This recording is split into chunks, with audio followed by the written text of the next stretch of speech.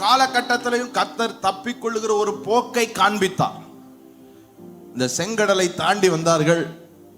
வந்தா 3 நாட்கள் அந்த வனாந்திரத்திலே தாகத்திலே அவர்கள் சாகர ஒரு நிலைமையில மன வேதனையோடு மாரா என்ற ஒரு ஊருக்கு பகுதிக்கு வருகிறார்கள். இந்த வனாந்திரத்துல அந்த மாராவில் அவர்களுக்கு திடீர்னு தண்ணி கிடைக்குது. அப்பாடா தண்ணி கிடைச்சிருச்சுன்னு போய் தண்ணியை குடிச்சா அந்த தண்ணி கசப்பா இருக்கு.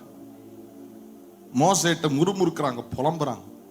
ஏன் எங்களை இப்படி சாக கூட்டு வந்திருக்கிறேன், எங்களை இப்படி கொல்ல கூட்டு வந்திருக்கிறேன்னு புலம்புறாங்க. மோசே போய் ஆண்டவர்கிட்ட அழுறாரு, ஆண்டவரே என்னை எப்படிலாம் பேசுறாங்க. கர்த்தர் மோசேக்கு ஒரு தப்பிக்கொள்ளுகிற போக்கை காண்பிக்கிறார். நான் சொல்லுகிறேன், கர்த்தர் உங்களுக்கு ஒரு போக்கை காண்பிக்கிறார்.